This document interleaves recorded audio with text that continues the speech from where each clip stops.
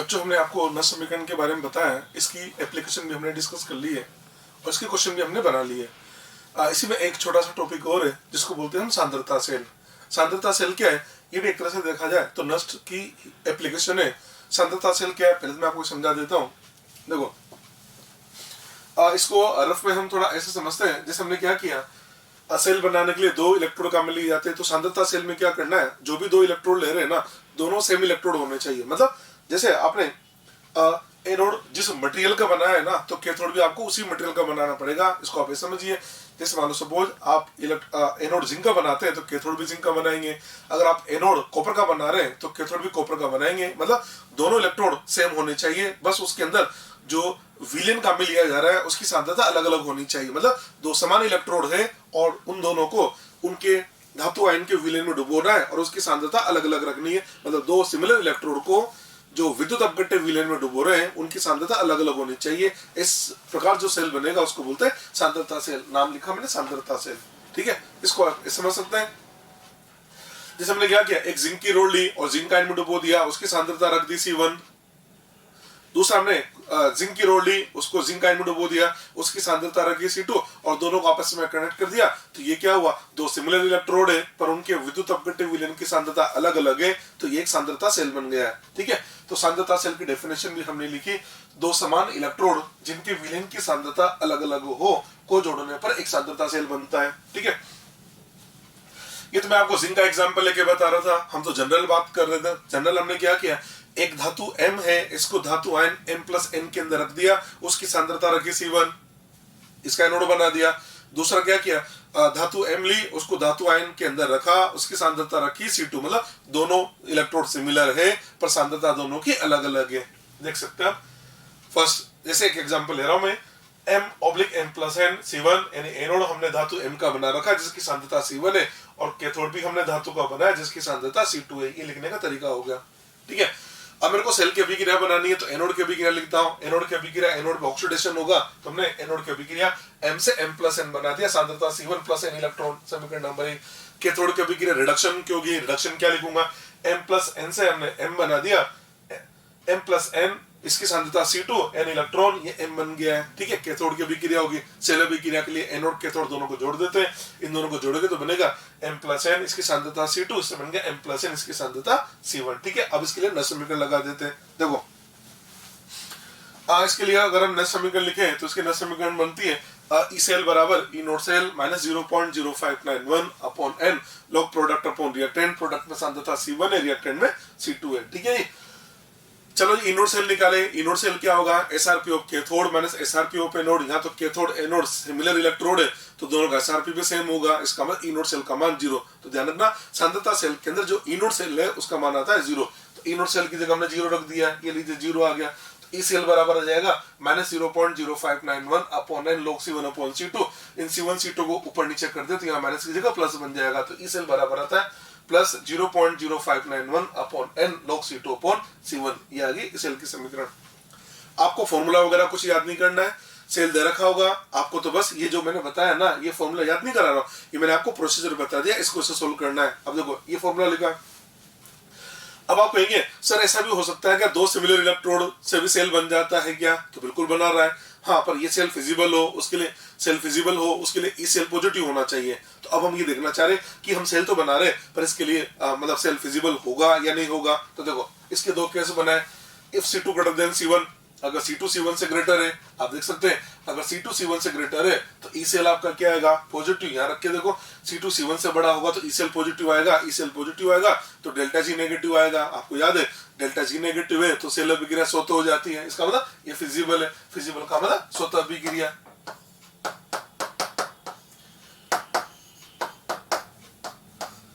ठीक है। अगर मान लो C2 C1 से छोटा है तो ई सेल आपका नेगेटिव आ जाएगा तो डेल्टा G क्या होगा, पॉजिटिव। डेल्टा G पॉजिटिव का मतलब नॉन फिजिबल, या ऐसे बोल सकते हैं अस्वतः सेल अभिक्रिया। ये लीजिए, अस्वतः सेल अभिक्रिया आ जाती है इसके लिए, ठीक है। इसका मतलब ये हुआ कि आप सांद्रता सेल बनाने जा रहे हो तो ऐसा नहीं है कि आपने दो सिमिलर इलेक्ट्रोड ले लिए, कोई सी भी सांद्रता कम ज्यादा रख दी, ऐसा नहीं चलेगा। सांद्रता सेल फिजिबल कब होगा, जब C2 का मान C1 से बड़ा होगा। C2 का मतलब कैथोड की सांद्रता, इसका मतलब जब भी सांद्रता सेल बनाया जाता है, जब भी सांद्रता सेल बनाया जाता है तो क्या करेंगे, दो सिमिलर इलेक्ट्रोड लेते हैं और जो कैथोड के अंदर जो सांद्रता है उसका मान एनोड की सांद्रता से ज्यादा रखना पड़ता है। अगर ऐसा हम करते हैं तो एक सांद्रता सेल बन जाता है। हाँ, अगर आपने कैथोड की सांद्रता कम रखी और एनोड की ज्यादा रखी तो वो सांद्रता सेल आपका फिजिबल नहीं होगा। तो ये कंसेप्ट अपने दिमाग में फिट कर लीजिए कि सांद्रता सेल बनने के लिए दो सिमिलर इलेक्ट्रोड होने चाहिए, उसके अलावा कैथोड की सांद्रता का मान एनोड की सांद्रता से अधिक होना चाहिए, तो आपका सांद्रता सेल फिजिबल है, अदरवाइज फिजिबल नहीं होगा। ये मैंने सांद्रता सेल का एक एग्जांपल लिया। एक और एग्जांपल लेके मैं आपको समझाता हूं, ठीक है। दूसरा एग्जांपल लेते हैं। इस वाले एग्जांपल के अंदर हमने क्या किया, ये जो एग्जांपल लिया ना इसके अंदर हमने एनोड और कैथोड दोनों ही हमने धातु इलेक्ट्रोड बना दिए। अब हम क्या कर रहे हैं, एनोड कैथोड दोनों गैस इलेक्ट्रोड लेते हैं। गैस इलेक्ट्रोड के अंदर एनोड भी मैंने हाइड्रोजन इलेक्ट्रोड ले लिया और कैथोड भी मैं हाइड्रोजन का इलेक्ट्रोड ले लेता हूं, ठीक है। चलिए देखो तो लिखा मैंने प्लेटिनम कोमा H2, इसका दाब रखा मैंने P1 ऑब्लिक करके HCl की सांद्रता रख दी C1, लवण से तो सोल्ट ब्रिज आ गया। HCl सांद्रता रखी C2 ऑब्लिक हाइड्रोजन, दाब रखा हमने P2 कोमा प्लेटिनम। ये लीजिए, ये हमने इसको देख के पता लग रहा है कि हमने क्या काम किया, हमने एक सांद्रता सेल बना दिया जिसका एनोड भी हाइड्रोजन इलेक्ट्रोड का है, कैथोड भी हाइड्रोजन इलेक्ट्रोड का है, और जो एनोड बना हुआ है, एनोड जो बना हुआ है इसके अंदर दाब का मान P1 रखा, सांद्रता का मान C1 रखा, और जो हमने कैथोड बनाया कैथोड के अंदर दाब का मान रखा हमने P2 और सांद्रता का मान रखा हमने C2। ये लिखा हुआ है, ठीक है। चलो सेल अभिक्रिया लिखते हैं। तो सबसे पहले क्या करें, एनोड की अभिक्रिया लिखते हैं। एनोड पे क्या होगा, ऑक्सीडेशन। ऑक्सीडेशन के लिए अभिक्रिया क्या लिखी जाएगी, H2 से H+। ये लीजिए H2 से H+ बना दिया। H2 से हमने 2H+ प्लस 2 इलेक्ट्रॉन। एनोड का दाब H2 तो यहाँ P1 लिख दिया, सांद्रता C1 लिख दिया।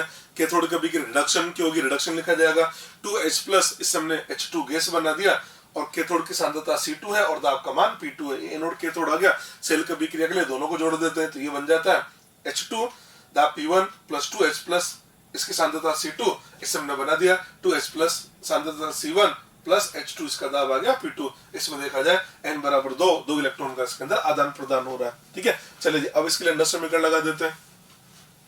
नष्ट समीकरण होगी इसके लिए E बराबर E naught cell minus 0.0591 upon n बराबर 2 इलेक्ट्रॉन। लोग प्रोडक्ट में क्या लिखेंगे, C1, देखो इसका कोफिशिएंट 2 है तो C1 का square into P2 upon reactant में क्या लिखा जाएगा, C2 का स्क्वायर इंटू P1 आ जाएगा। यहाँ तक हम पहुंच गए। सांद्रता सेल है, आपसे बोला था सांद्रता सेल में E नोट सेल 0 आता है, E नोट सेल 0 आ गया। E नोट सेल की जगह हम 0 रख देते हैं तो E सेल बराबर, अच्छा इस माइनस को प्लस करके लिख दो, इनको ऊपर नीचे कर देता हूं तो ये बन जाता है E सेल बराबर plus 0.0591 upon 2 log C2 square into P1 upon C1 square into P2। हम यहाँ तक पहुंच गए, ठीक है। अब देखो, अब इसमें भी क्या है, अब हम इसके दो केस बना देते हैं। भाई ये वाला जो केस बनाया ना इसके अंदर तो सांद्रता और दाब सारी चीजें आ गई है। कई बार ऐसा होता है कि जब हमको सांद्रता सेल देता है ना तो या तो वो दाब अलग अलग दे देता है, सांद्रता एक जैसी कर देता है, या सांद्रता अलग अलग कर देगा, दाब एक जैसा कर देगा। तो इसके केस मैंने बना दिया। केस 1 क्या बना दिया, if P1 equal to P2 equal to 1 atm, यानी P1 P2 तो 1 atm है, यानी दाब में कोई परिवर्तन नहीं किया। हाँ, बस C1 not equal to C2 सांद्रताएं बदल दी। मतलब समझना, मतलब जो आपका सेल बना है ना, सांद्रता सेल बना है, उसके अंदर क्या किया, दाब का मान तो दोनों जगह सेम रखा, 1 atm रख दिया, और केवल सांद्रता अलग अलग है। तो अपन एक फॉर्मूले, उसी फॉर्मूले से देखें, उसी फॉर्मूले में P1 इक्वल टू P2 कर दो और C1 not equal to C2 करें तो ये आ जाता है E cell equal to 0.0591 upon 2 log C2 square upon C1 square. यहाँ तक पहुंच गए। इसमें देखो, if C2 greater than C1, अगर C2 C1 से ग्रेटर है तो E सेल पॉजिटिव आएगा, और C2 C1 से लेस है तो हमारा E सेल नेगेटिव आएगा। इसका मतलब वही, ये जो सेकंड एग्जांपल बना ना, एक तरह से फर्स्ट एग्जांपल ही बना। फर्स्ट एग्जांपल हुई तो सांद्रता अलग अलग हो, और फिर क्या बोला था, अगर सांद्रता अलग अलग होती है तो सेल फिजिबल कब होगा, जब कैथोड की सांद्रता एनोड से ज्यादा हो। तो यहाँ पे भी ये आ गया ना, फिजिबल कब है, जब C2 का मान C1 से बड़ा है। तो वही चीज है, सांद्रता सेल बनने के लिए कैथोड की सांद्रता एनोड से ज्यादा रखोगे। हाँ, अगर सांद्रता तो दोनों की समान है और दाब अलग अलग है। देखो केस नंबर 2 क्या लिया, if C1 equal to C2 equal to 1m, C1 C2 ये दोनों बराबर है, इसका मान तो 1m है, और दाब अलग अलग है, P1 not equal to P2 है। तो E सेल बनेगा 0.0591 upon 2 log P1 upon P2। इस फॉर्मूले से देखा जाए, अगर P1 P2 से बड़ा है तो E सेल हमारा पॉजिटिव आएगा, और P1 P2 से छोटा है तो E सेल नेगेटिव आएगा। इसका मतलब ये जो केस कंडीशन है इसके अंदर देखने से पता लगा, अगर आप P1 का मान P2 से ज्यादा रखोगे तो सेल आपका फिजिबल होगा। हाँ, अगर P1 छोटा है तो फिर सेल फिजिबल नहीं होगा। तो सीधा सीधा रिजल्ट ये निकल कह रहा है कि आपने एनोड और कैथोड दोनों गैस इलेक्ट्रोड के बना दिए। एनोड कैथोड दोनों गैस इलेक्ट्रोड के बना दिए। कंक्लूजन बता रहा हूं, एनोड और कैथोड दोनों गैस इलेक्ट्रोड के बना दिए और आपको सेल्फ विजिबल बनाना है। आपने क्या कर रखा है, दाब तो दोनों के सेम ले रखे हैं और सांद्रताएं अलग अलग है, तो सेल्फ विजिबल तब होगा जब कैथोड की सांद्रता एनोड से ज्यादा रखोगे, नंबर 1। दूसरा केस, सांद्रताएं बराबर है, दाब अलग अलग है, तो अगर आपने एनोड का दाब कैथोड से ज्यादा रखा तो P1 P2 से बड़ा होना चाहिए। अगर एनोड का दाब कैथोड से ज्यादा है तो हम बोल देंगे सेल आपका फिजिबल होगा। इसका कंक्लूजन है जो आपको याद रख लेना है। अगर ऑब्जेक्टिव क्वेश्चन आए तो ये जो कंसेप्ट मैंने आपको जस्ट बताया ना, इसको देखते ही आप क्वेश्चन को सोल्व भी कर सकते हैं। ठीक है जी। अब इसमें मैंने कुछ क्वेश्चन भी बनाए, देखते हैं। निम्न सेल का विद्युत वाहक बल ज्ञात करो। ये आपको सेल दे रखा है, कॉपर ऑब्लिक कॉपर +2 सांद्रता 0.1, कैथोड कॉपर +2 ऑब्लिक कॉपर सांद्रता 0.2, मतलब एनोड कैथोड दोनों हमने कॉपर के बना रखे, सांद्रताएं अलग अलग दे रखी है। तो वही तरीका, यानी सांद्रता सेल है। अब करना क्या है, फॉर्मूला वगैरह कुछ याद नहीं करना है। आप क्या काम करें, सेल की अभिक्रिया लिखो। चलो, जिसके सेल की अभिक्रिया एनोड का ऑक्सीडेशन होगा, ये लिखे हमने एनोड का ऑक्सीडेशन। ऑक्सीडेशन का मतलब इस कॉपर से क्या बना देते हैं, ये कॉपर +2 बना दिया, और एनोड की जो कॉपर +2 इसकी सांद्रता 0.1 है, तो ये 0.1 हमने लिख दिया, ये 0.1 लिख दिया। कैथोड पे अपचयन होगा, कैथोड की अभिक्रिया क्या लिखेंगे, ये लिखा हमने कॉपर +2 जिसकी सांद्रता कितनी है 0.2 m, इस हमने ये कॉपर बना दिया, ये लीजिए हमने कॉपर बना दिया। n बराबर 2 इलेक्ट्रॉन का आदान प्रदान हो रहा है, यहाँ तक हम पहुंच गए।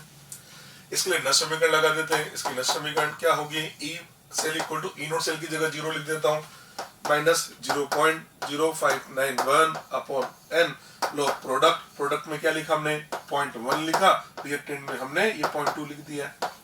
ठीक है, पॉइंट से पॉइंट कैंसिल हो गया, 1/2 और इसको माइनस माइनस प्लस करके 0.0591 को लिखा 0.06 अपॉन 2, तो ये बन जाता है +0.03 और इसको लिख दिया हमने log 2। ठीक है, इसको सोल्व करें, +0.03 इंटू log 2 को लिखा जाता है 0.30 वोल्ट। ये लीजिए, हम यहाँ तक पहुंचे।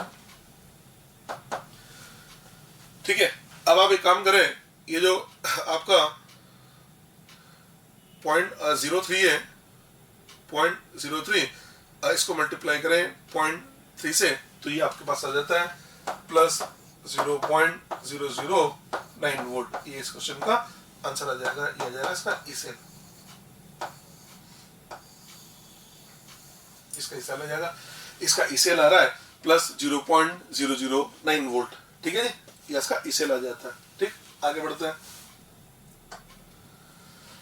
एक सवाल और ले रखा है, और निम्न सेल का विद्युत वाहक बल ज्ञात करो। सेल दे रखा है platinum, H2 gas, HCl pH बराबर 5, सॉल्ट ब्रिज HCl pH बराबर 3, H2 गैस, प्लेटिनम। देखो, ये जो क्वेश्चन है ना, इसके अंदर क्या कर रखा है, एनोड भी हाइड्रोजन इलेक्ट्रोड का है, कैथोड भी हाइड्रोजन इलेक्ट्रोड का है। बस इसमें अंतर क्या है कि एनोड कैथोड हाइड्रोजन के साथ गैस लिखा है, इसका दाब दोनों का बराबर है, और HCl का pH 5 दे दिया। pH 5 का मतलब एक तरह से ये जो एनोड है इसके H+ आयन की सांद्रता होगी 10⁻⁵, और जो कैथोड है उसका जो H+ आयन है उसकी सांद्रता आ गई 10⁻⁻3। ये तो मतलब pH H+ लिख दिया हमने।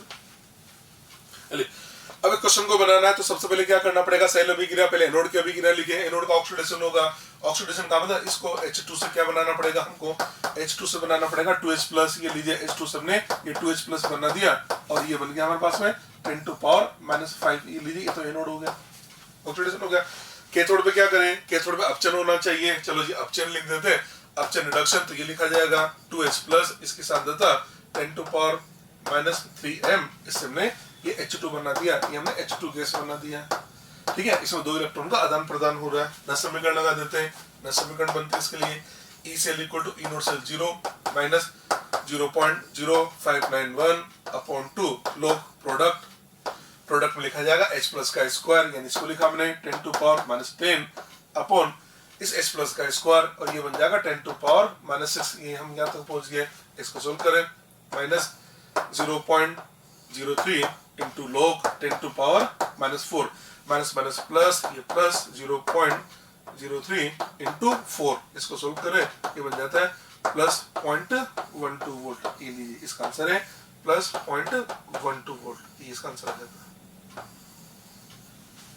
ठीक है, तो इस प्रकार से इस सांद्रता सेल के सवाल को भी सोल्व कर सकते हैं। ठीक है, चलिए अब आगे बढ़ते हैं। अब ये जो चैप्टर है, अब इस चैप्टर का नया टॉपिक हम स्टार्ट करने जा रहे हैं और वो लिखा हमने विद्युत अपघटन। विद्युत अपघटन को बोल दिया जाता है इलेक्ट्रोलाइसिस। नेक्स्ट टॉपिक हमने ले लिया विद्युत अपघटन। विद्युत अपघटन को बोला हमने इलेक्ट्रोलाइसिस। इलेक्ट्रोलाइसिस जो वर्ड है, अगर हम इसको ब्रेक करें तो ऐसे ब्रेक होता है इलेक्ट्रो प्लस लाइसिस। इलेक्ट्रो का मतलब होता है विद्युत धारा और लाइसिस का मतलब होता है ब्रेक करना और तोड़ना। कुल मिला के बात ये कह रहा है कि इलेक्ट्रोलाइसिस का मतलब आपने क्या किया, एक विद्युत अपघट्य लिया, या तो वो जो विद्युत अपघट्य है उसका जलीय विलयन लिया, या जो विद्युत अपघट्य है उसको गलित अवस्था में लिया। तो ये बोलता है कि किसी विद्युत अपघट्य का या तो आप गलित ले लीजिए, मतलब गलित का मतलब मोल्टन, मतलब पिघला हुआ। तो या तो आपने क्या किया, एक विद्युत अपघट्य को गलित अवस्था में लिया या उसका जलीय विलयन लिया, उसमें से आप विद्युत धारा प्रवाहित करेंगे तो उसका रासायनिक विघटन होगा। तो ये जो प्रक्रिया है इसको बोल दिया जाता है विद्युत अपघटन। तो विद्युत अपघटन का क्या मतलब है, विद्युत अपघट्य के गलित या जलीय विलयन में से विद्युत धारा प्रवाहित कर उसका रासायनिक विघटन विद्युत अपघटन कहलाता है। यह मतलब होता है विद्युत अपघटन का। सबसे पहले तो विद्युत अपघटन का मतलब समझ में आना चाहिए कि एक विद्युत अपघट्य है, या तो उसको गलित अवस्था में लेना है या उसका जलीय विलयन लेना है, उसमें से आप विद्युत धारा प्रवाहित करो, उसका रासायनिक विघटन होगा। तो रासायनिक विघटन होने से एनोड और कैथोड पे उत्पाद मिलेंगे। इस ये जो परिघटना है इसको बोल दिया जाता है विद्युत अपघटन। और ये जो विद्युत अपघटन की प्रक्रिया जिस पात्र में संपन्न होती है, जिस सेल में संपन्न होती है, उसको बोल दिया जाता है विद्युत अपघटनी सेल। वह उपकरण जिसमें विद्युत अपघटन की प्रक्रिया संपन्न होती है विद्युत अपघटनी सेल कहलाता है, उसको बोल दिया जाता है विद्युत अपघटनी सेल। ठीक है, देखो जैसे हमने क्या किया, एक पात्र ले लिया, ये हमने एक पात्र ले लिया और पात्र के अंदर हम गलित NaCl ले लेते हैं। ये हमने ले लिया गलित NaCl। अगर हम इसमें गलित NaCl लेंगे तो इसमें Na+ आयन होगा, ये Na+ आयन होगा और Cl- आयन होगा। हम जैसे इसमें बैटरी लगाएंगे, ये लीजिए हमने एनोड और कैथोड बैटरी लगा दी। जैसे बैटरी लगाते होगा क्या, Na+ आयन का जाएगा कैथोड पर और वहां अपचयन होकर सोडियम मिलेगा। Cl- आयन कहां पर आया, एनोड पर, वहां जाके क्लोरीन गैस देगा। आप देख सकते हैं हमने क्या किया, विद्युत अपघट्य का गलित विलयन लिया, बैटरी लगाने का मतलब विद्युत धारा जैसे प्रवाहित करी, एक जगह सोडियम मिला, एक जगह क्लोरीन मिला, मतलब इसका रासायनिक विघटन हो गया। इस प्रक्रिया को बोला हमने, ये हो गया विद्युत अपघटन।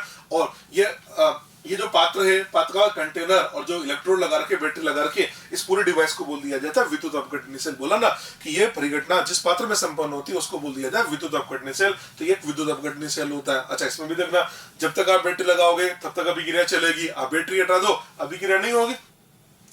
और वैसे भी देख रहे हैं ना कि एनोड पे क्या हो रहा है, एनोड पर Cl- गया और Cl2 बना रहा है, यानी ऑक्सीकरण हो रहा है, और कैथोड पर Na+ जाके सोडियम बना रहा है, मतलब रिडक्शन हो रहा है। यानी एक जगह ऑक्सीडेशन हुआ, एक जगह रिडक्शन हुआ। एनोड पे ऑक्सीडेशन हो रहा है, कैथोड पे रिडक्शन हो रहा है। ये रिडॉक्स तो हो रहा है, पर ये रिडॉक्स कब तक चलेगा, अगर आप बैटरी लगा के रख रहे हो तो रिडॉक्स चलेगा, आप बैटरी हटा दो रिडॉक्स बंद हो जाएगा, फिर से बैटरी लगा दो फिर से रिडॉक्स चालू हो जाएगा। इसका मतलब इस रिडॉक्स अभिक्रिया को करवाने के लिए बाहर से लगातार ऊर्जा देनी पड़ रही है। और आपको याद है, अगर किसी प्रक्रम को करवाने के लिए बाहर से लगातार ऊर्जा देनी पड़े उसको बोला जाता है अस्वतः अभिक्रिया। इसका मतलब यहाँ देखने से पता लग रहा है ये रिडॉक्स अभिक्रिया तो हो रही है, पर ये हो रही है अस्वतः रिडॉक्स अभिक्रिया। तो ध्यान रखना, ये जो विद्युत अपघटनी सेल होता है या जो विद्युत अपघटन की परिघटना होती है ना, इसके अंदर अस्वतः रिडॉक्स अभिक्रिया संपन्न होती है। क्लियर पॉइंट, ये लिखा हमने, विद्युत अपघटनी सेल में अस्वतः रिडॉक्स अभिक्रिया संपन्न होती है। इसमें होता है अस्वतः रिडॉक्स अभिक्रिया। क्लियर है जी, चलिए आगे बढ़ते हैं।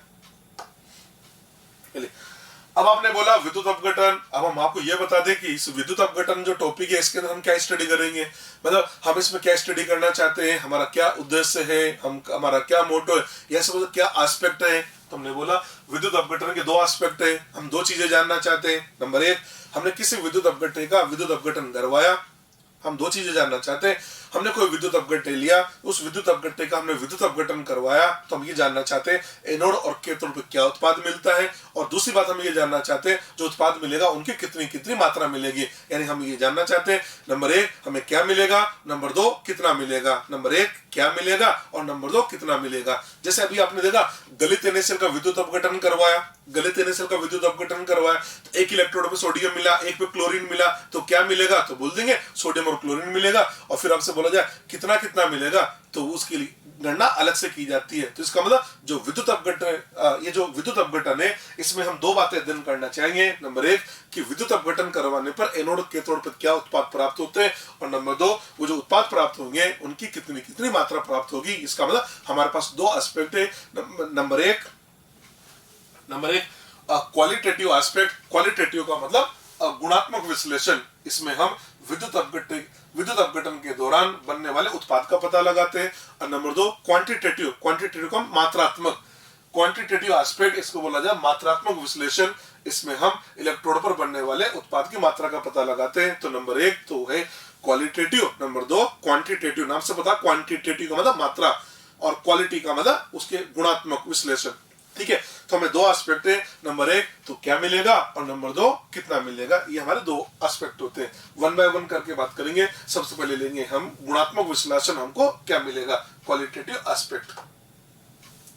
सबसे पहले बात करेंगे क्वालिटेटिव एस्पेक्ट। ठीक है, क्वालिटेटिव एस्पेक्ट का मतलब आपने विद्युत अपघटन करवाया, तो विद्युत अपघटन करवाने पर एनोड के तौर पे क्या मिलेगा, तो वो उत्पाद अगर आपको पता लगाना है उसके पहले आपको ये पता लग जाना चाहिए कि विद्युत अपघटन में जो उत्पाद मिलते हैं वो किन किन कारक पर निर्भर करते हैं। अगर आपको कारक पहले से पता होंगे तो प्रोडक्ट को आइडेंटिफाई करना आपके लिए बहुत आसान हो जाएगा। तो मैंने लिखा विद्युत अपघटन के उत्पाद, विद्युत अपघटन के दौरान इलेक्ट्रोड में जो उत्पाद बनते हैं वो निम्न बातों पर निर्भर करते हैं। नंबर एक विद्युत अपघट्य विलयन की नेचर।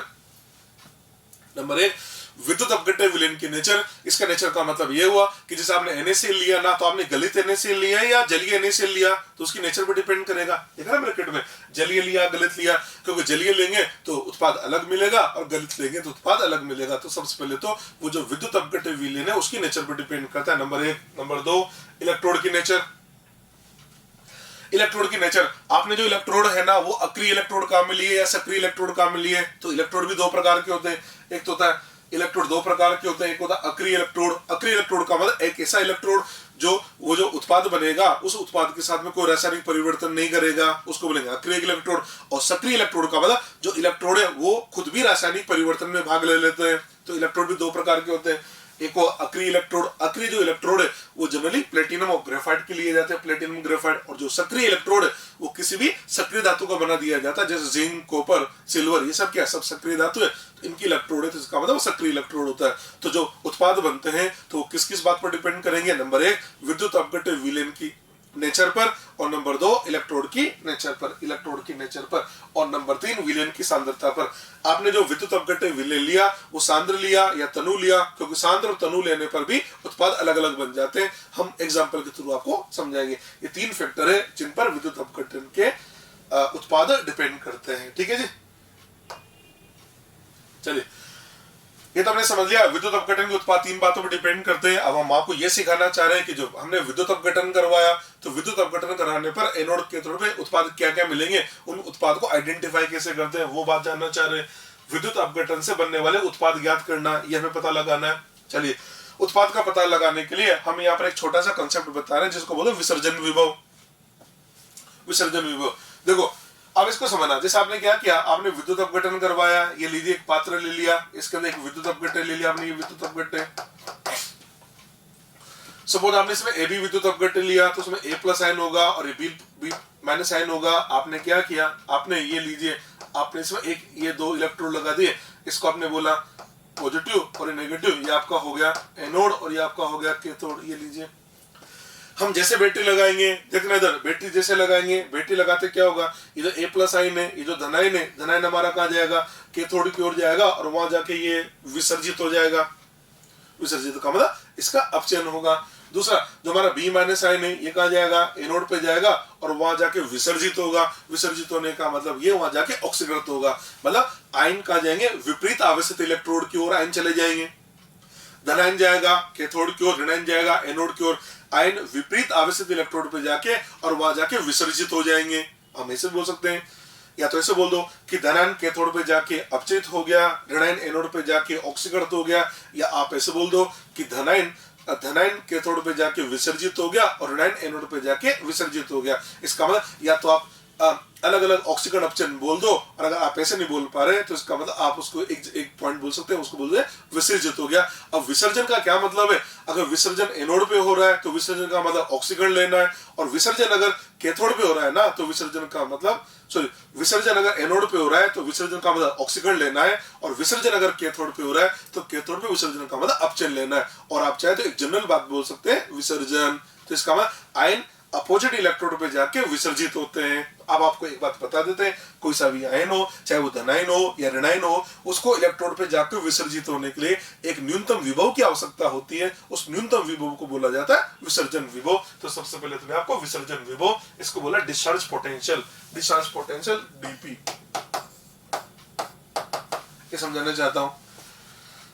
प्रत्येक आयन को इलेक्ट्रोड पर विसर्जित होने के लिए एक न्यूनतम विभव की आवश्यकता होती है, जिसे विसर्जन विभव कहा जाता है। चलिए जी, अगर मान लो एक धनायन एक ऋणायन है, तो उसी को एक धनायन है एक ऋणायन है, तो धनायन को कैथोड पे जाना है, ऋणायन को एनोड पे जाना। एक धनायन एक ऋणायन है ना, तो वहां तो कोई लड़ाई झगड़ा है ही नहीं ना। लड़ाई झगड़ा कब होगा, जब धनायन एक से ज्यादा हो और ऋणायन एक से ज्यादा हो। तो हम आपसे ये बोले, अगर विलयन के अंदर धनायन एक से ज्यादा हो और ऋणायन एक से ज्यादा हो, तो दो धनायन है ना, तो दोनों धनायन में से पहले कौन जाएगा और दो ऋणायन में से पहले कौन जाएगा, तो जो पहले जाएगा उसके अकॉर्डिंग ही हमारा उत्पाद बनेगा। तो अब यहाँ बोलते हैं कि जैसे मान लो दो धनायन है, दोनों में से पहले कौन जाएगा, तो ये बोलता है कि दो धनायन है ना, तो दोनों को जाके विसर्जित होना है, तो जिस आयन का विसर्जन विभव कम होगा ना, वो पहले चला जाएगा।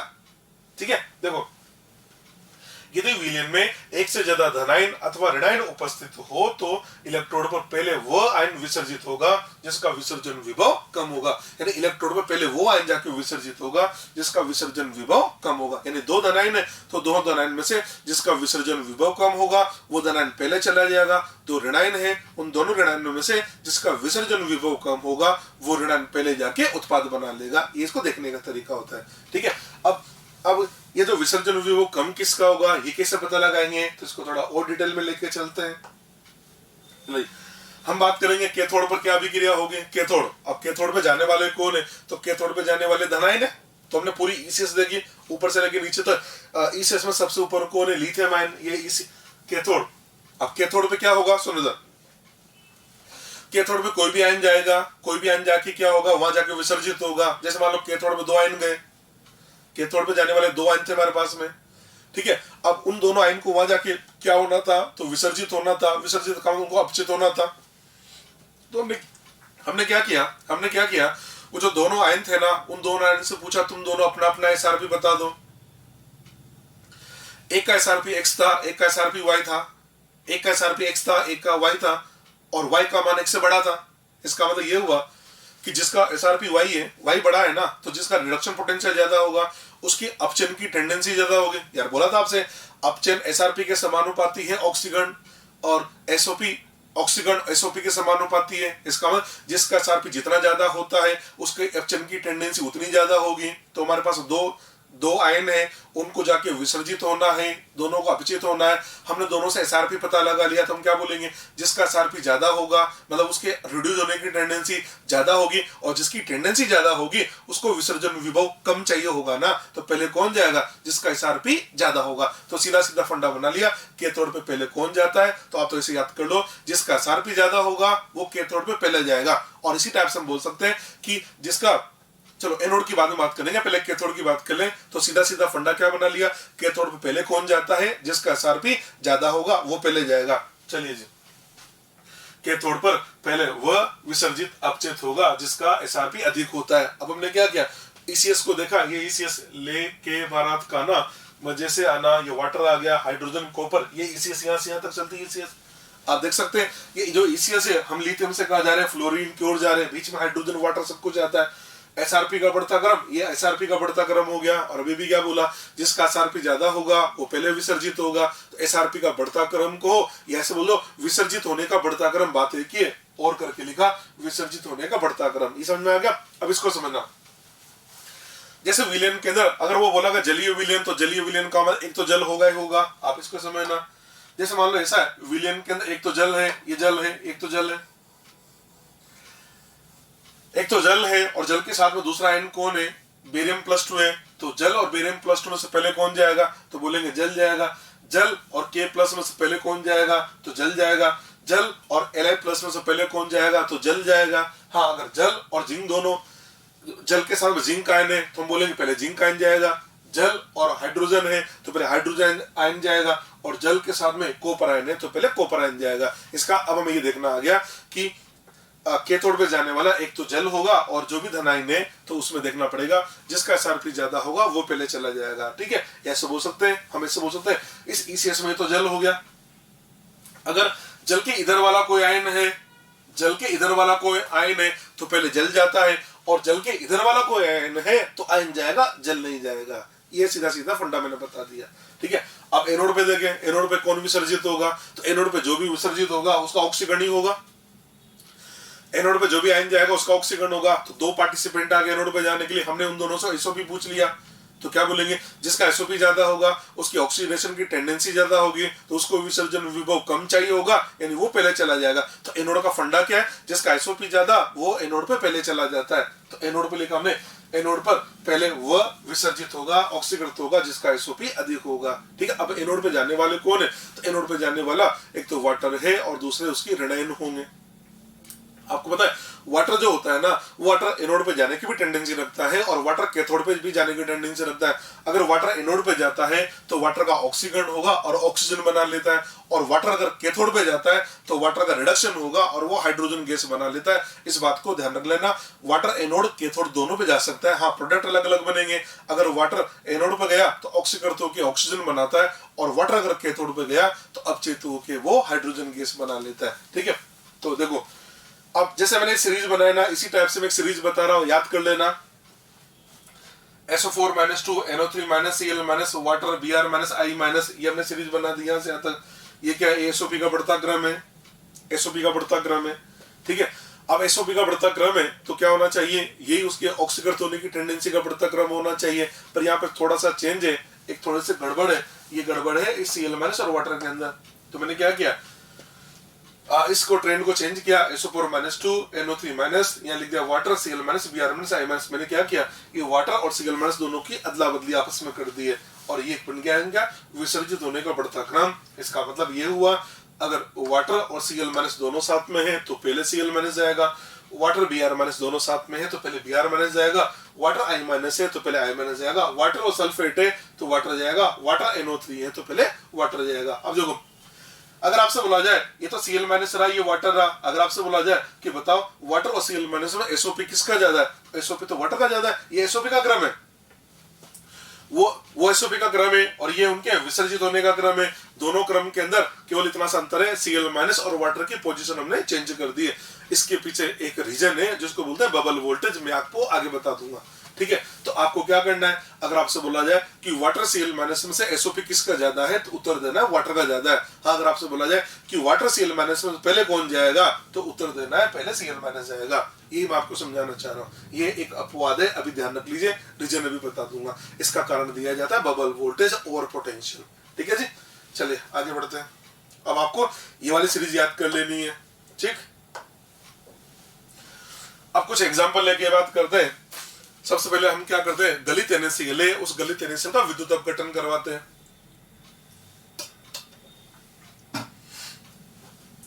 फर्स्ट एग्जांपल ले लिया हमने, electrolysis of molten NaCl using platinum electrode. इसको ऐसे बोल सकते हैं, गलित NaCl का विद्युत अपघटन करा रहे हैं और प्लेटिनम की इलेक्ट्रोड हम काम में ले रहे हैं।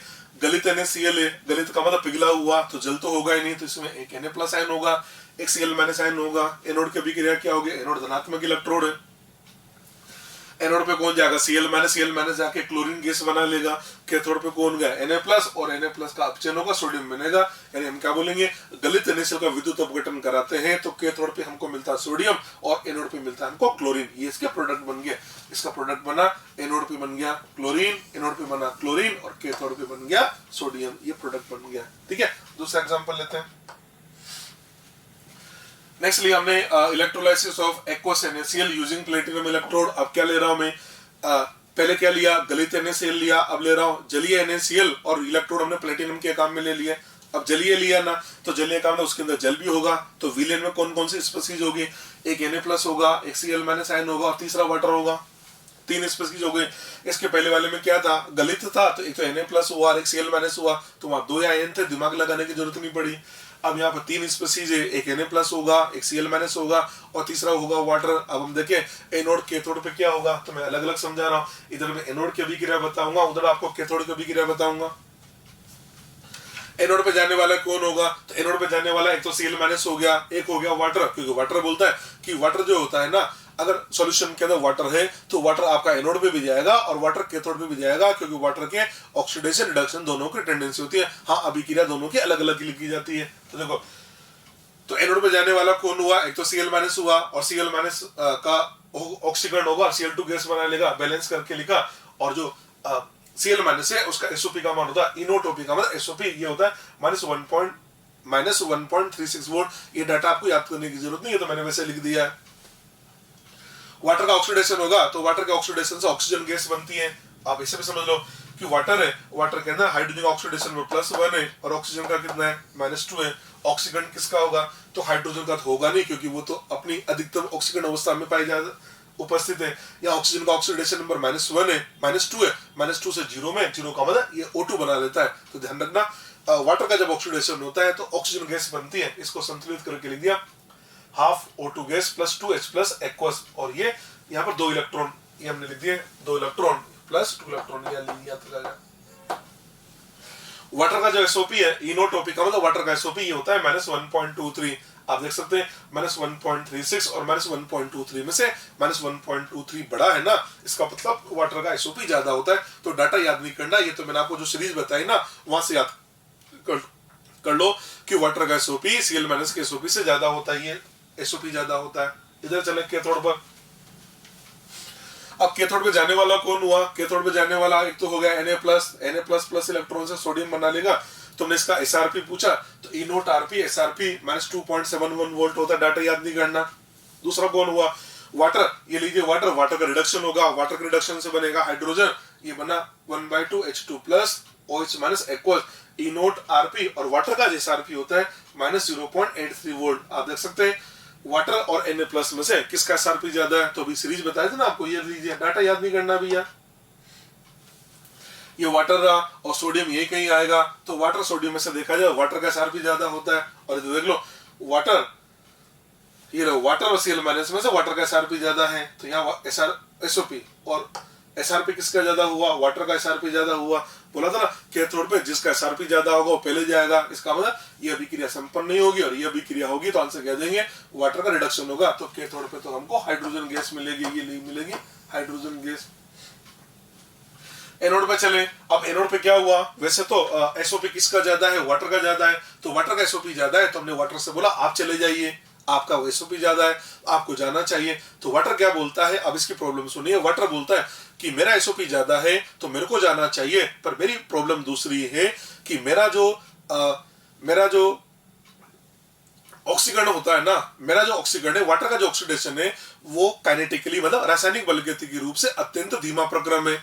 सुनना, वाटर का रिडक्शन आसानी से हो जाता है, पर वाटर का जो ऑक्सीडेशन है वो काइनेटिकली रासायनिक बलगतिकी रूप से अत्यंत धीमा प्रक्रम है। तो ये बोलता है अगर मेरा ऑक्सीकरण आप कराना चाहते हो ना, वैसे तो मैं नहीं जा पा रहा, क्योंकि मेरा जो ऑक्सीकरण है वो बलगतिकी रूप से अत्यंत धीमा प्रक्रम है। अगर आप मेरे को फिर भी कराना चाहते हो तो मेरे को एक काम करो, एक अतिरिक्त विभव दो, तो फिर मैं हो जाऊंगा। तो वो जो अतिरिक्त विभव ये जो मांग रहा है ना, इसी मांग को हम तो पूरा नहीं कर पा रहे, तो उसी के चक्कर में ये नहीं जा पाया और इसकी जगह Cl माइनस चला गया। और वो जो अतिरिक्त विभव है उसको बोलते हैं ओवर पोटेंशियल, उसको बोल दिया जाता है बबल वोल्टेज।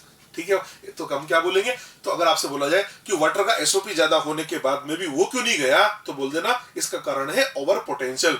और क्या देना कि वाटर का जो ऑक्सीडेशन है वो काइनेटिकली वेरी स्लो प्रोसेस है, अगर उसको एक रिक्वायर्ड रेट पे करवाना है तो उसके लिए एक अतिरिक्त विभव की आवश्यकता होती है। वो जो अतिरिक्त विभव है उस अतिरिक्त विभव को बोलते हैं बबल वोल्टेज, और उसको बोला जाता है ओवर वोल्टेज। और उसी ओवर वोल्टेज के चक्कर में ये नहीं जा पाया। तो आप तो सीधा सीधा याद रख लो, वाटर और Cl माइनस दोनों होंगे, तो बबल वोल्टेज के चक्कर में वाटर ना जाके और Cl माइनस चला जाता है, और Cl माइनस जाके हमको क्लोरीन गैस देगा। तो आंसर क्या देंगे, एनोड पे हमको मिलेगा क्लोरीन गैस और कैथोड पे मिलेगा हाइड्रोजन। ठीक है, देखो अब सॉल्यूशन में क्या बचा, यहाँ तो वाटर बच गया और वहां सोडियम बचा, और दोनों मिलकर क्या करेंगे, NaOH बना लेंगे। और NaOH बनने के कारण NaOH तो क्या क्षार होता है, इसके कारण इसका pH का मान बढ़ जाता है। तो इस बात का भी ध्यान रखना, एक्वस NaCl जलीय NaCl का विद्युत अपघटन करने के बाद विलीन का pH मान बढ़ जाता है। उसके बाद ये जो बातें बोली ना, ये मैंने लिखवा दिया। देखो वाटर वाटर का एसओपी Cl- के एसओपी से अधिक होता है, इसलिए एनोड पर H2O की ऑक्सीकृत होने की टेंडेंसी Cl- से अधिक होगी, लेकिन एनोड पर पहले H2O ऑक्सीकृत नहीं होता है। ये बताया मैंने आपको। कारण क्या लिखा? Over voltage oblique bubble voltage, ये कारण लिख दिया। अब बबल वोल्टेज क्या है लिखा? किसी अभिक्रिया को आवश्यक वेग से प्रारंभ करने के लिए आवश्यक अतिरिक्त विभव बबल वोल्टेज कहलाता है। आगे लिखा हमने, H2O का ऑक्सीकरण बल गति के रूप से धीमा प्रक्रम है। इसको आवश्यक वेग से करवाने के लिए एक अतिरिक्त विभव की आवश्यकता होगी, जिसे ओवर पोटेंशियल कहा जाता है। और इसी ओवर पोटेंशियल के चक्कर में वाटर का ऑक्सीकरण नहीं हो पाता और वाटर की जगह Cl- चला जाता है। ठीक है।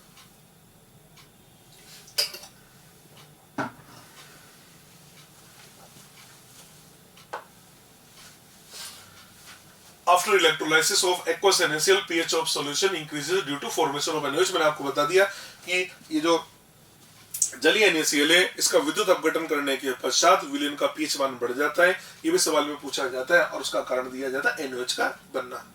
ठीक है। दूसरा एग्जांपल हो गया। तीसरा एग्जांपल ले लिया, electrolysis of very dilute aqueous NaCl, अति तनु जलीय NaCl। वेरी डाइल्यूट का मतलब अति तनु जलीय NaCl, तो क्या होगा? Na+N होगा, Cl- होगा और तीसरा वाटर होगा। पर वाटर अति तनु है तो वाटर कुछ जरूरत से ज्यादा ही होगा। अब अभिक्रिया लिखते हैं। अभिक्रिया क्या होगी? अभिक्रिया एनोड पे जाने वाला कौन हो गया? अब एनोड पे अभिक्रिया क्या होगी? एनोड पे जाने वाला एक तो वाटर हो गया और एक हमारा Cl- हो गया। वाटर अगर जाएगा तो ऑक्सीजन बनाएगा, ये अभिक्रिया लिख दी। ये अभिक्रिया वो लिखी जो भी जस्ट बताई थी। दूसरा Cl- हो गया और Cl- जाके क्लोरीन बनाएगा। जाएगा कौन? ये तो बाद में डिसाइड करें, पहले तो हम देख रहे हैं कौन कौन से अभिक्रिया होने की प्रोबेबिलिटी है। तो दो पार्टिसिपेंट आ गए। कैथोड पे जाने वाला कौन आ गया? एक तो आ गया Na+, वही अभी जो बताया था सेम होगा, वही आ गया। और दूसरा वाटर, ये वाटर लिख दिया हमने, वाटर का रिडक्शन हो जाएगा। सेम अभिक्रिया होगी भैया। अब देखो कैथोड पहले कौन जाएगा? तो जिसका SRP ज्यादा होगा, SRP वाटर का ज्यादा है तो क्या बोलेंगे? वाटर का SRP ज्यादा तो पहले वाटर जाएगा, तो ये अभिक्रिया नहीं होगी और ये होगी, यानी हाइड्रोजन मिलेगा।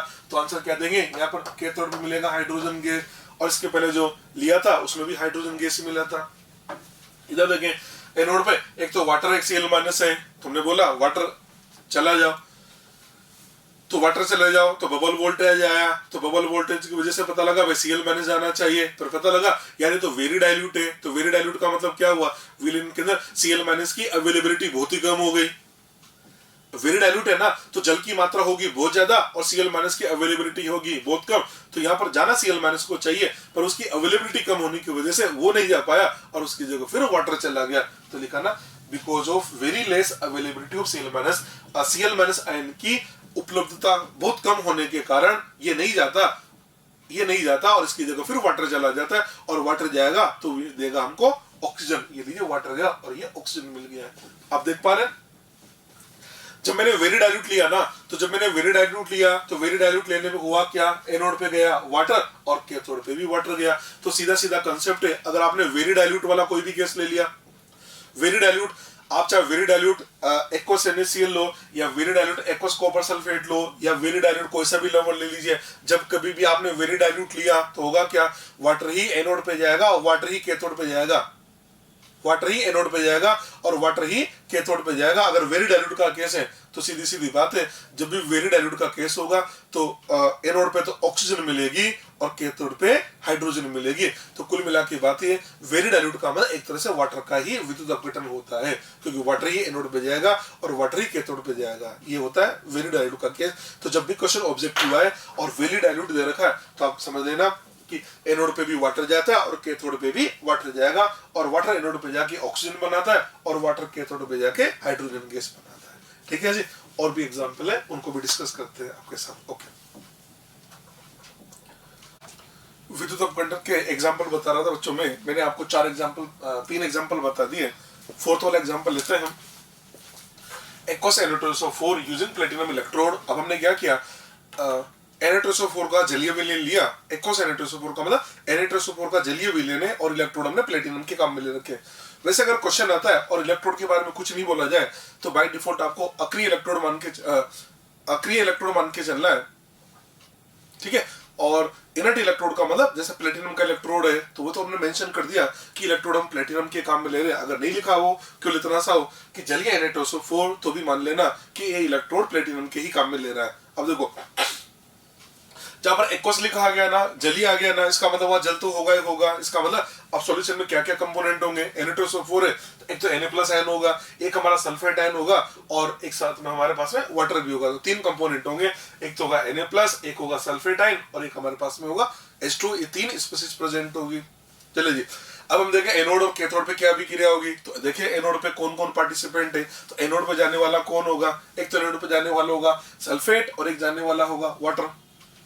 आप सकते हैं एनोड पे जाने के लिए एक तो हमारा सल्फेट तैयार है और दूसरा हमारा वाटर तैयार है। ठीक है, कैथोड भी बात करें तो कैथोड पे कौन जाएगा, तो कैथोड पे जाने के लिए एक तो होगा Na+ और एक हमारे पास होगा वाटर। तो कैथोड की अभिक्रिया देखें, Na+ जाएगा रिड्यूस होकर सोडियम बना लेगा, वाटर अगर जाएगा तो रिड्यूस होकर हाइड्रोजन बना लेगा। ये अभिक्रिया मैं आपको पहले भी बता चुका हूँ। आपको याद है सोडियम और वाटर में से SRP किसका ज्यादा होता है, तो वाटर का SRP ज्यादा होता है, बता चुके हम आपको पहले। वाटर का SRP ज्यादा है तो पहले वाटर जाएगा, तो क्या बोलेंगे वाटर जाएगा और वाटर का रिडक्शन हो कि हमको हाइड्रोजन मिलेगी, तो आंसर दे देंगे कैथोड पे तो हमको हाइड्रोजन गैस मिलती है। क्लियर पॉइंट, इधर आ जाइए। अब हमारे पास सल्फेट है वाटर है, तो आप देख सकते हैं सल्फेट और वाटर में से पहले कौन जाता है, तो जिसका SOP ज्यादा होगा बता चुका हूं, वाटर का SOP सल्फेट से ज्यादा है, सीरीज बताई थी ना आपको।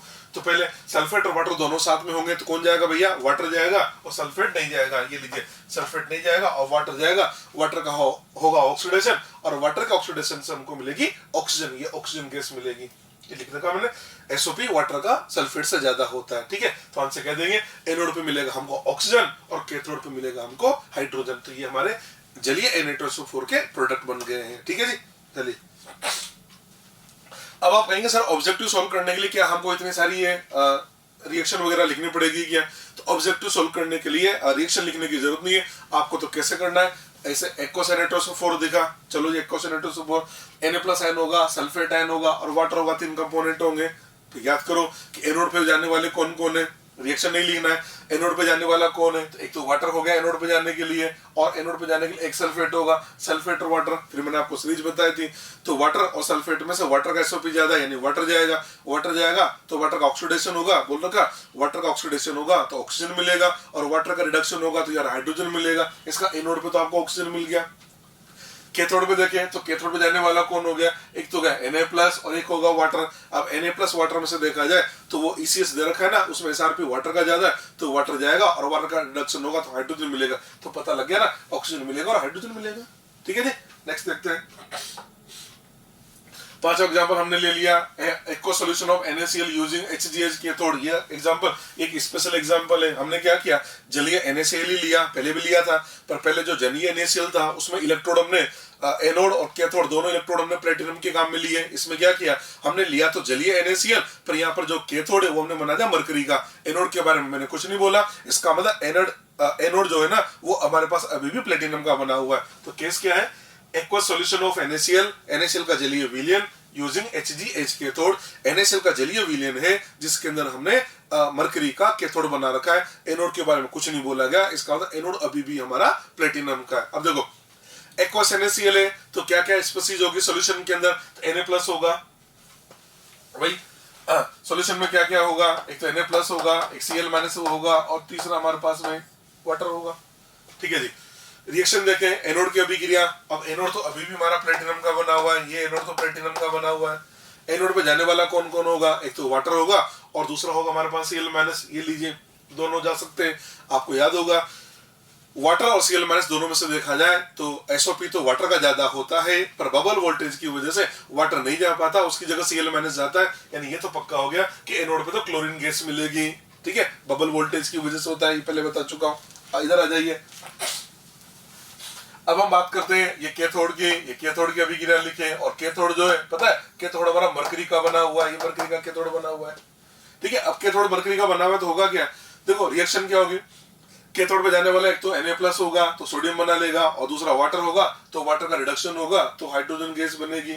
अब होता क्या है, कैथोड हमारा किसका बना हुआ है, मरकरी का बना हुआ है। तो कैथोड मरकरी का बना हुआ है तो होगा क्या, जो मरकरी का कैथोड है इस पर Na+ ना जाके सॉरी, इस पर वाटर ना जाके और वाटर की जगह जाएगा Na+, और Na+ जाके क्या बनाएगा, सोडियम, और सोडियम और मर्क्यूरी दोनों आपस में मिलकर बना लेंगे सोडियम अमलगम। तो देखो Na+ गया, उसका रिडक्शन होगा, सोडियम बनेगा, सोडियम और मर्क्यूरी दोनों मिलकर बना लेते NaHG सोडियम अमलगम, ये सोडियम अमलगम बना लेते हैं। हाँ, अगर मैं इसके अंदर हाई वोल्टेज लगा देता हूं, इफ हाई वोल्टेज अप्लाइड,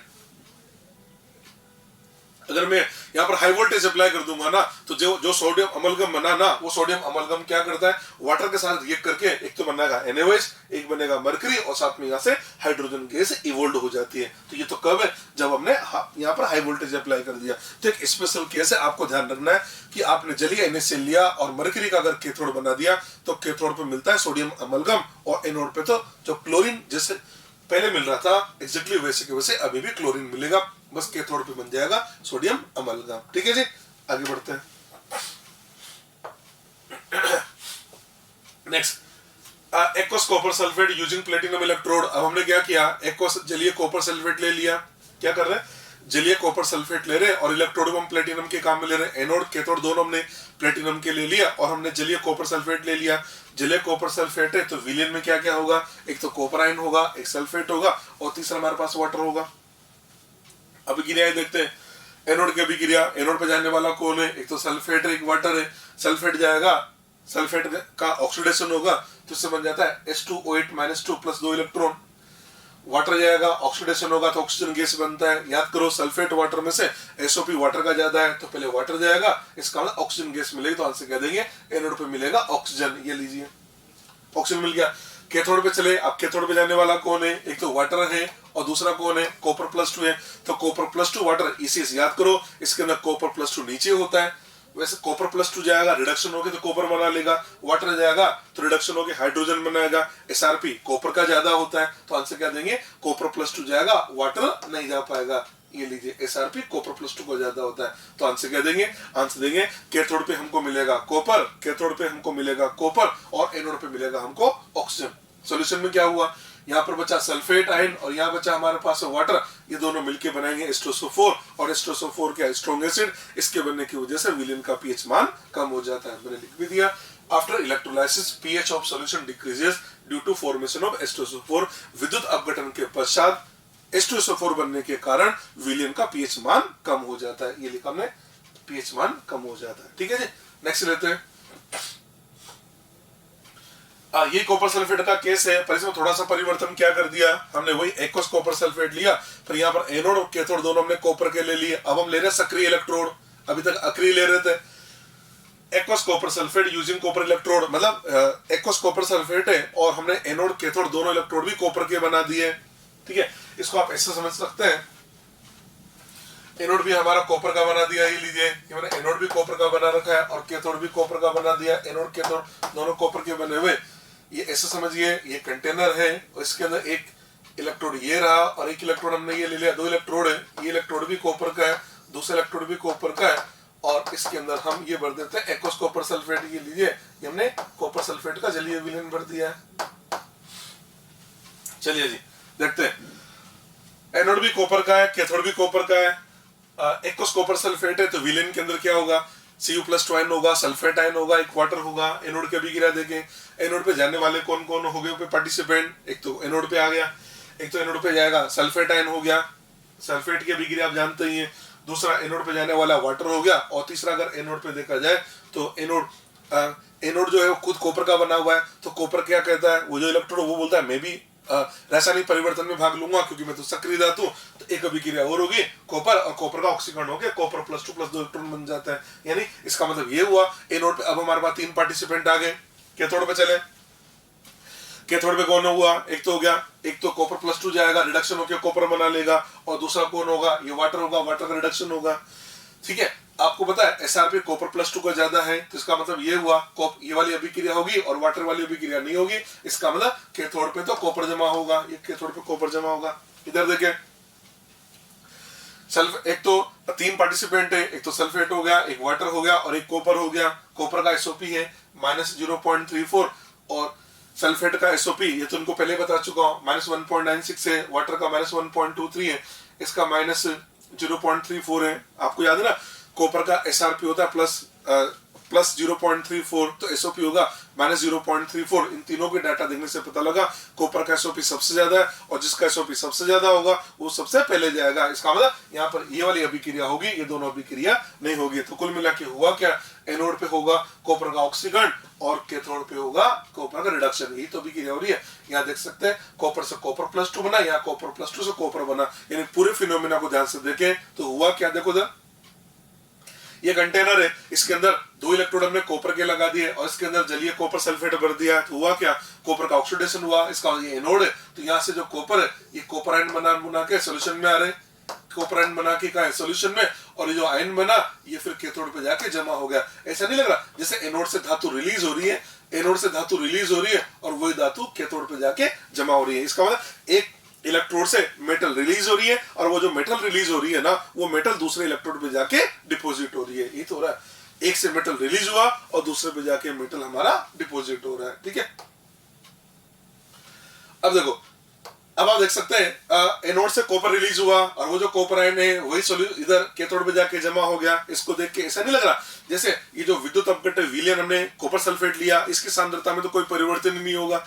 तो ये जो विद्युत अपघटन है, इसकी खास बात क्या है, इस प्रकार का अगर हम विद्युत अपघटन कराते हैं ना, तो इस प्रकार के विद्युत अपघटन के पश्चात विलयन की जो सांद्रता है वो अपरिवर्तित रहती है, नंबर 1। दूसरा नंबर, अब आप कहेंगे सर एनोड से मेटल रिलीज हो रहा है और वही मेटल कैथोड पे जाकर डिपॉजिट हो रहा है, तो इसकी कोई यूटिलिटी भी है क्या?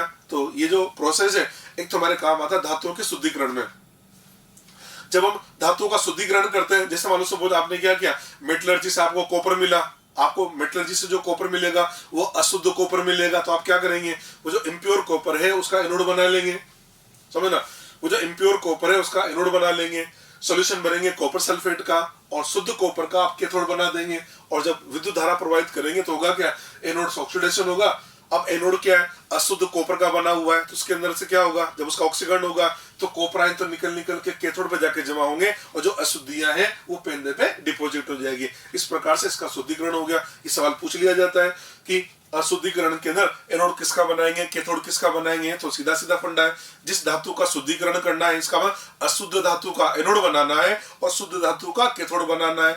समझ में आ गई बात, नंबर 1। दूसरा, ये जो विधि है, ये जो तकनीक है, ये हमारे विद्युत लेपन में भी काम आती है। जैसे मेरे को क्या करना है, किसी धातु पर दूसरी धातु का लेपन करना है, तो जिस धातु के ऊपर परत चढ़ानी है उसका कैथोड बना दो, और जिसकी परत चढ़ानी है उसका हम एनोड बनाएंगे। जैसे मान लो सपोज कोई ये जैसे मार्कर है, इसमें मेरे को सिल्वर की कोटिंग करनी है, तो मैं क्या करूंगा, सिल्वर का तो एनोड बनाऊंगा, सोल्यूशन में भरूंगा AgNO3, सोल्यूशन में भरूंगा AgNO3 और इसका बनाऊंगा कैथोड। तो होगा क्या, एनोड से सिल्वर रिलीज होगा और वो जो सिल्वर है वो इस मार्कर पे जाके डिपॉजिट हो जाएगा। इसका मतलब जिस धातु के ऊपर लेपन करना है उसका कैथोड बनाया जाता है और जिसका लेप चढ़ाना है उसका हम एनोड बनाते हैं। ये तकनीक हमारे ये काम आती है, हमने लिखा भी है।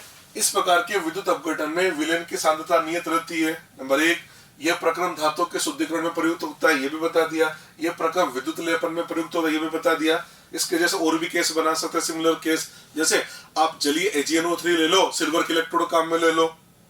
आप और ले सकते हैं, आप जलीय NiSO4 ले लो, निकिल के इलेक्ट्रोड काम में ले लीजिए। तो जितने भी केस होते हैं इनके अंदर क्या होगा, एनोड से धातु रिलीज होगी और कैथोड पे धातु जमा होगी और विद्युत अपघट्य विलयन की सांद्रता अपरिवर्तित रहेगी। ये सब इसके रिजल्ट बता दिए मैंने आपको। ठीक है जी, चले आगे बढ़ते हैं। आपको मैंने आपसे बोला था विद्युत अपघटन के हमारे 2 उद्देश्य हैं। विद्युत अपघटन के हमारे 2 एस्पेक्ट हैं। एक तो हमने क्या बताया था, एक तो बताया था क्वालिटेटिव और दूसरा बताया था क्वांटिटेटिव। अब मैं आपसे क्वांटिटेटिव एस्पेक्ट के बारे में बात कर रहा हूं।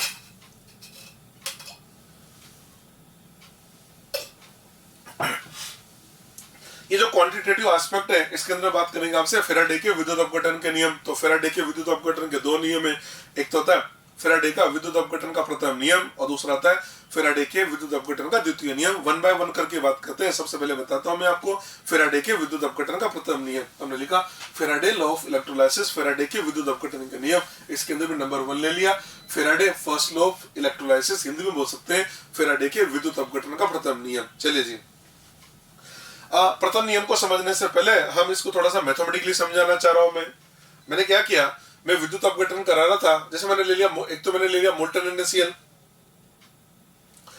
एक तो मैंने ले लिया मोल्टन NaCl, एक मैंने ले लिया मोल्टन MgCl2, एक मैंने ले लिया मोल्टन AlCl3। मोल्टन मोल्टन लिए, जलीय नहीं लिया।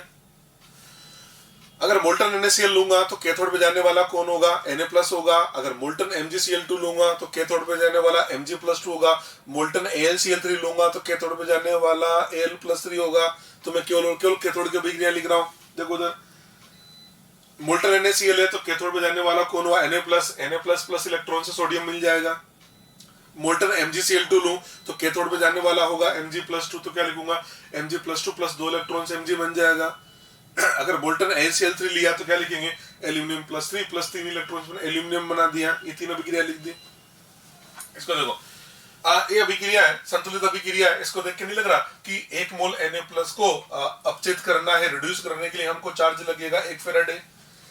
1 मोल इलेक्ट्रॉन का मतलब 1 फेराडे होता है। आप 1 मोल इलेक्ट्रॉन को हो या 1 फेराडे को हो या 96,500 कूलम को, इन सब का मतलब एक ही होता है। तो अपन ऐसे बोल सकते हैं 1 मोल Na+ को रिड्यूस करने के लिए चार्ज लगेगा 1 फेराडे। इसको ऐसे बोल सकते हैं 1 मोल Mg+2 को रिड्यूस करने के लिए चार्ज लगेगा 2 फेराडे। इसको देख के क्या बोलेंगे? 1 मोल एल्यूमिनियम +3 को रिड्यूस करने के लिए चार्ज लगेगा 3 फेराडे। तो आप देख पा रहे हैं कि किसी भी आयन का 1 मोल हो, किसी भी आयन का 1 मोल हो, उसको रिड्यूस करने के लिए जितना उसके ऊपर आवेश है उतने फेराडे लगेगा। हम जनरल बात करें, हमने लिखा M+N इलेक्ट्रॉन्स M बना दिया। तो मैं समझ सकते हैं 1 मोल M+N को रिड्यूस करने के लिए चार्ज लगेगा N फेराडे। ऐसे बोल सकते हैं N फेराडे जो आवेश होता है, N फेराडे जो आवेश है N फेराडे आवेश 1 मोल M+N को अपचित करता है। इसको हमने स्टेटमेंट के रूप में लिखा। देखो इधर N फेराडे आवेश, N फेराडे चार्ज डिस्चार्जेस, या इसको ऐसे बोल सकते हैं N फेराडे आवेश निक्षेपित करेगा बराबर 1 mole of M+N। N Faraday charge किसको निक्षेपित करेगा? M+N के 1 मोल को। तुमने बोला 1 फेराडे किसको करेगा? 1 फेराडे करेगा 1/N मोल ऑफ M+N। यहां तक समझ में आ गया?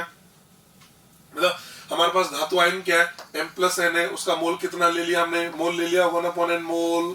ये लीजिए, अभी जो मोल है, इस मोल से मैं ग्राम तुल्यांक बनाना चाह रहा हूं। आप समझते होंगे ग्राम तुल्यांक बराबर होता है मोल इंटू वैलेंस वेक्टर। M+N का वैलेंस वेक्टर हुआ N। मेरे को ग्राम तुल्यांक बनाना है, तो मैंने इधर मैं बनाना चाहता हूं ग्राम तुल्यांक। ग्राम तुल्यांक जो होता है ना, ग्राम तुल्यांक बराबर होता है मोल इंटू वैलेंस वेक्टर। ये ग्राम तुल्यांक होता है मोल इंटू वैलेंस वेक्टर। इसी को इस्तेमाल करते हुए मैं ये बनाऊंगा। देखो 1/N मोल, इसका मतलब मोल तो 1/N हो गया। M+N का वैलेंस वेक्टर N हुआ, तो क्या लिखेंगे?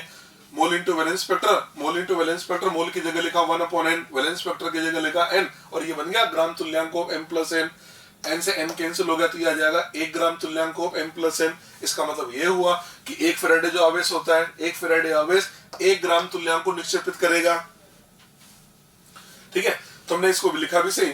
1 फेराडे चार्ज डिस्चार्ज देखो, निक्षेपित करना या डिस्चार्ज करना या डिपॉजिट करना एक ही मतलब होता है। तो मैं लिख सकते हैं 1 फेराडे चार्ज डिस्चार्जेज और डिपॉजिटेड। हिंदी में बोल सकते हैं 1 फेराडे आवेश 1 फेराडे आवेश निक्षेपित करेगा। अच्छा, आप 1 फेराडे आवेश को या 96,500 कूलम को या आप 1 मोल इलेक्ट्रॉन को, इनका एक ही मतलब होता है। आप चाहे तो 1 फेराडे आवेश बोल सकते हो, आप चाहो 1 फेराडे आवेश बोल दो, या आपकी इच्छा है तो आप इसको बोल दो 96,500 कूलम, या इसको बोल सकते हैं 1 मोल इलेक्ट्रॉन। सबका एक ही मतलब होता है। तो हम बोलेंगे अगर हम 1 फेराडे आवेश प्रवाहित कर रहे हैं तो ये क्या काम करता है? ये 1 ग्राम तुल्यांक पदार्थ को जमा कर देता है। तो सीधा सीधा कंसेप्ट क्या बना? आपने विद्युत अपघटन करवाया और विद्युत अपघटन करा के उसमें से 1 फेराडे आवेश प्रवाहित किया, तो क्या बोलता है?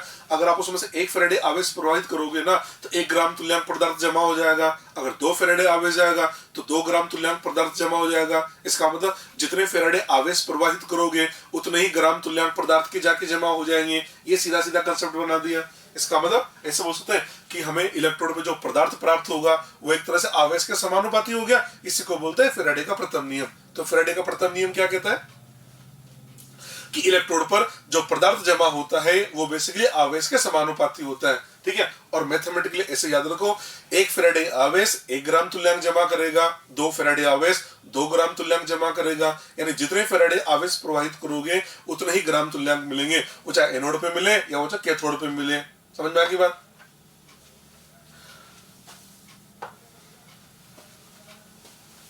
इलेक्ट्रोड पर निक्षेपित पदार्थ की मात्रा विलयन में से पास होने वाले आवेश के समानुपाती होती है। तो वैसे लिख सकते हैं W समानुपाती हो गया, क्योंकि समानुपाती को हटाना है तो एक स्थिरांक लिखा, इसको लिखा W बराबर ZQ, या जो Z है इस Z को बोल दिया जाता है विद्युत रासायनिक तुल्यांक। और Q आवेश होता है, आवेश होता है ना I इंटू T, धारा इंटू समय, तो फॉर्मूला बन गया W इक्वल टू ZIT। यहाँ पर W क्या है? तो W है अमाउंट ऑफ सब्सटेंस डिपॉजिटेड, इसका मतलब निक्षेपित पदार्थ की मात्रा ग्राम में। Z है इलेक्ट्रोकेमिकल इक्विवेलेंट को हिंदी में बोला जाता है विद्युत रासायनिक तुल्यांक। और जो I है, I होती है करंट एम्पियर, ऐसे बोल सकते हैं। I यहाँ पर धारा है और T टाइम का मतलब समय होता है, तो धारा हमें एम्पियर में लेनी है और T समय हमको सेकंड में लेना होता है। ठीक है जी, तो फॉर्मूला याद कर ले सकते हैं।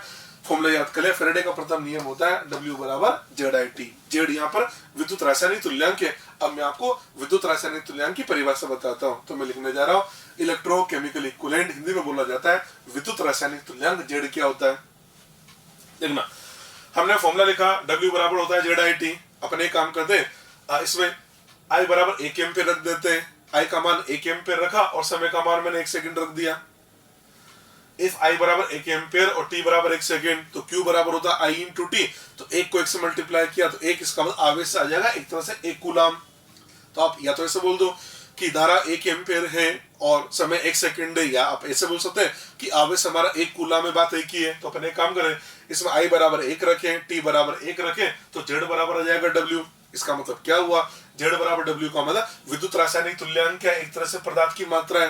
कौन से पदार्थ की मात्रा है? तो हम बोल देंगे उस पदार्थ की मात्रा है जो विलयन में से 1 कूलाम आवेश को प्रभावित करने पर प्राप्त होती है। तो इसकी तो सिंपल सी डेफिनेशन बनी, किसी विद्युत अपघट्य की विलयन में से हम जैसे 1 कूलाम आवेश प्रवाहित करेंगे तो उससे जो पदार्थ हमें मिलेगा उस पदार्थ की मात्रा को बोल दिया जाता है विद्युत रासायनिक तुल्यांक। डेफिनेशन लिखी मैंने, 1 कूलाम आवेश द्वारा 1 कूलाम आवेश द्वारा निक्षेपित पदार्थ की मात्रा विद्युत रासायनिक तुल्यांक कहलाती है। यानी 1 कूलाम आवेश से जो पदार्थ की मात्रा मिलती है उसको बोला जाता है विद्युत रासायनिक तुल्यांक।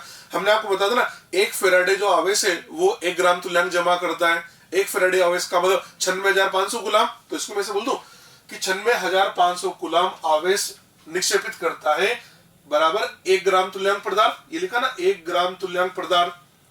1 ग्राम पदार्थ, 1 ग्राम तुल्यांक का मतलब होता है ई ग्राम। ये लिखा मैंने ई ग्राम पदार्थ, और ई उसका तुल्यांक की बार होता है। तो हमने बोला जब 96,500 कूलाम से हमें मिलेगा ई ग्राम, तो 1 कूलाम से कितना मिलेगा? तो 1 कूलाम से हमको मिलेगा ई अपॉन 96,500 ग्राम। तो मैं बोल सकते हैं, और जेड की परिभाषा क्या बताए? 1 कूलाम से जो पदार्थ मिलेगा उसी को तो जेड बोलते हैं। तो यहाँ से जेड का मान आ गया, जेड बराबर आ गया ई अपॉन 96,500। ये लीजिए जेड का मान आ जाए, जेड बराबर ई अपॉन 96,500। फॉर्मूला लिखा W बराबर ZIT, जेड की जगह ये लिखा तो फॉर्मूला बन जाएगा W बराबर ई अपॉन 96,500 I इंटू T। ये लीजिए, ये आप ये भी लिख सकते हैं W बराबर ई अपॉन 96,500 इंटू Q। ये फॉर्मूले, ये फैराडे का प्रथम नियम है। तो आप तो फॉर्मूला आप डायरेक्ट याद भी रख सकते हैं।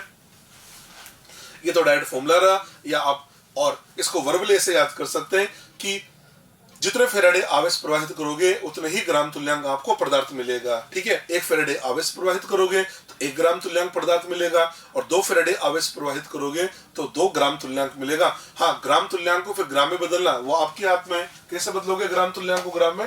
तो उसका फॉर्मूला बता रखा है। ग्राम तुल्यांक आपने निकाल लिया, तो ग्राम तुल्यांक बराबर होता है, ग्राम तुल्यांक बराबर होता है ग्राम में भार अपॉन तुल्यांक की भार। आपके पास ग्राम तुल्यांक आ जाएगा ना, और आपको ग्राम में भार लाना है, तो आप इसको देख लीजिए। ऐसे बोल सकते हैं ना, इसको देखा जाए तो या इसको देख के क्या पता लग रहा है? ग्राम में भार किसके बराबर हो जाएगा? ग्राम में भार बराबर हो जाएगा ग्राम तुल्यांक इंटू तुल्यांक की भार। तो वो जो ग्राम तुल्यांक आएगा ना, उससे अगर ग्राम में मात्रा लानी है तो कैसे लाएंगे? वो जितने भी ग्राम तुल्यांक है उसको तुल्यांक की भार से गुणा कर दो, आपको मिल जाएगा ग्राम में भार। ये इसके फैराडे का प्रथम नियम हो गया। अब हम आपको लेकर चलते हैं फैराडे के दूसरे नियम पे। फैराडे का दूसरा नियम, तो आपने लिखा फैराडे के विद्युत अपघटन का द्वितीय नियम। फैराडे का दूसरा नियम क्या कहता है समझना। फैराडे का दूसरा नियम ये बोलता है कि आपने क्या किया, जैसे आपने एक विद्युत अपघट्य समझना, एक तो आपने एक विद्युत अपघट्य तो ले लिया आपने कॉपर सल्फेट का, ये कॉपर सल्फेट का विद्युत अपघट्य ले लिया, और दूसरा जो विद्युत अपघट्य है वो आपने ले लिया FeCl2, ये आपने FeCl2 ले लिया जी। आप क्या काम कर रहे हैं, दो भिन्न प्रकार के विद्युत अपघट्य ले रहे हैं, ठीक है।